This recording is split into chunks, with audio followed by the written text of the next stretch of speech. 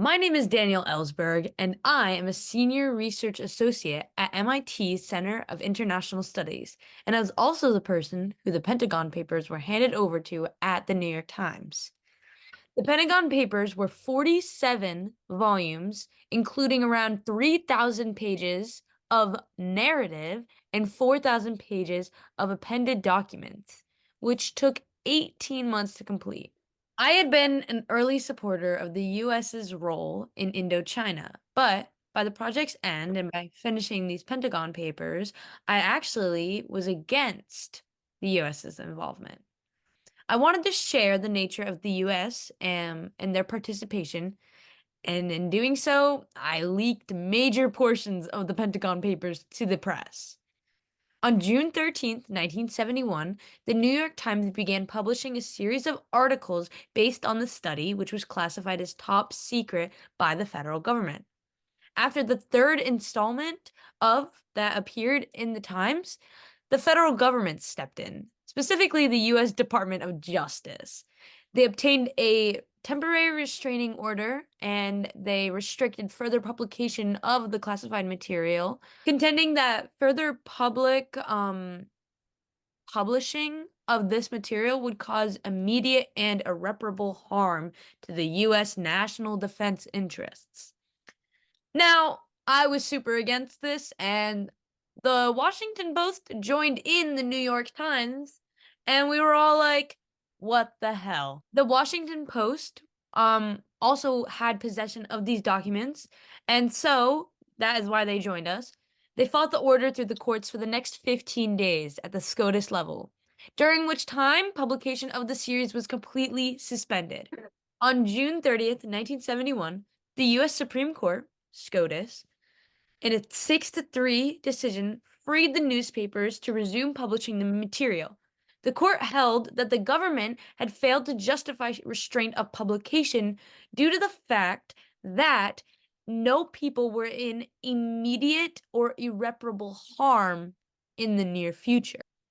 For example, Justices Black and Douglas argued that the vague word of security that the United States team was using should not be used to abrogate the fundamental law that is embodied in the First Amendment.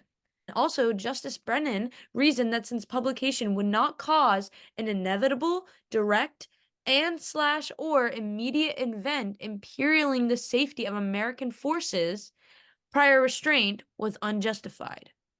Now, SCOTUS sided with New York Times because we're the goats. Thank you.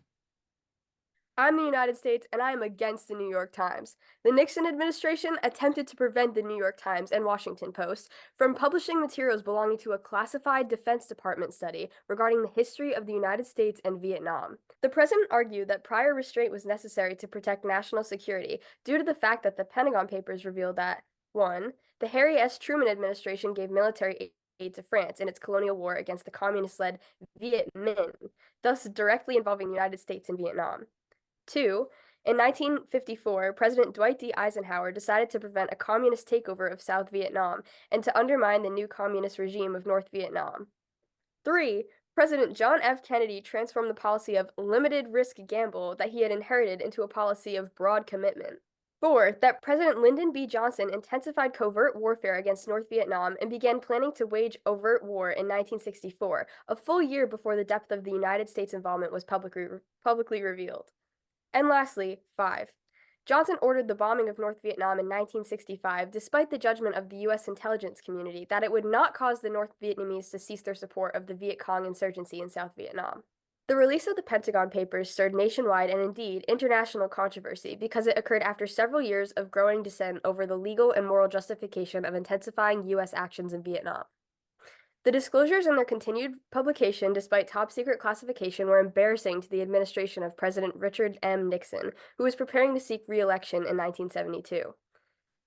These revelations were so distressing to his administration that Nixon authorized unlawful efforts to discredit Ellsberg, including burglarizing the Beverly Hills office of Ellsberg's psychiatrist in an attempt to unearth embarrassing information. One of Nixon's plumbers, so named for their ability to repair leaks of information damaging to the president, was the mastermind of this burglary, and he was former CIA operative E. Howard Hunt. These past illegal efforts came to light during the investigation of the Watergate scandal. The First Amendment, which states, Congress shall make no law respecting an establishment of religion or prohibiting the free exercise thereof, or abridging the freedom of speech or of the press, or the right of the people peaceably to assemble and to petition the government for a redress of grievances. The Supreme Court favored in on the side of the New York Times in a 6-3 decision. This case was very historical and had a huge impact due to the fact that it really did change the way that the press could really write. This was one of those cases that truly taught the press what they can and can't write about. And in this case, the press won. Are we gonna have a bloopers page? Yes, I think at the end we should do like a little blooper reel. Hello, everybody. I'm Danielle Els.